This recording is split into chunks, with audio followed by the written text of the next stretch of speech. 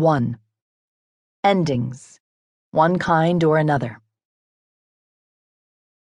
At first, I could not understand such advice, did not even remember it for a very long time.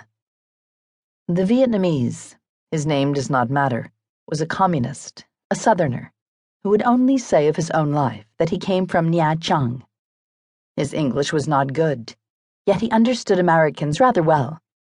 The war with them was then 11 years old. This was March 1972. I had come to Paris from Saigon, needing to believe I was finished with Vietnam at last, because I had left it. He and I spoke in the white stucco villa in Verrières-le-Buisson that was headquarters for the delegation of the Provisional Revolutionary Government to the Paris peace talks. It was not unusual for an American to be in that large, dimmed room, with its vase of gladiola, its serious furniture, the pictures of Ho Chi Minh that made his eyes seem more quiet than in the photographs I had seen in books by Frenchmen about their Indochina, their war. Many Americans had been to Verrières-le-Buisson before me. Some had been invited to walk in the garden and had seen the little artificial lake with its swans. But it could not have been so startling for them. Until that day, I had never spoken to a Vietnamese who had chosen this side and was safe enough to tell me so. He and I did not even have to lower our voices. In Saigon, a North Vietnamese infantryman, captured in the south and then freed, had sat in my room at the Hotel Continental, room 53, describing the months his company had walked down the Ho Chi Minh Trail. Viet Cong, the Americans called them all, VC or Charlie when they were fighting them. On the field radios, they called the enemy Victor Charlie or just Charlie. Now Charlie is the name of a perfume by Revlon. But no one seems to mind or even notice, any more than they object to a perfume called Ambush. One woman prisoner was 25, living in a cement room with barbed wire as its ceiling, confined with 6 other Vietnamese.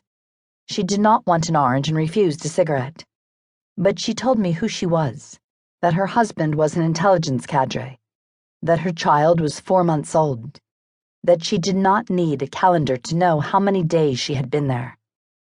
And then the guards discovered I was crouching in that room where it was forbidden to be and drove me out.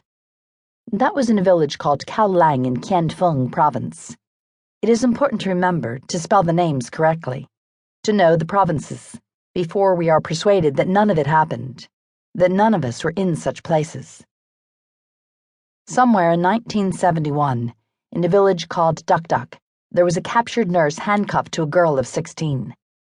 It was the nurse I'd thought of for too long.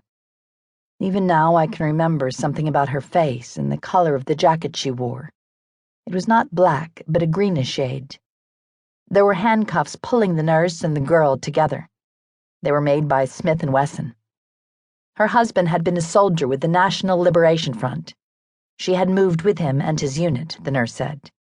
There had been hardships. She had lacked medical supplies. Coconut milk had once been used in transfusions because there was no blood, the nurse said. Her voice was matter-of-fact. She did not expect pity.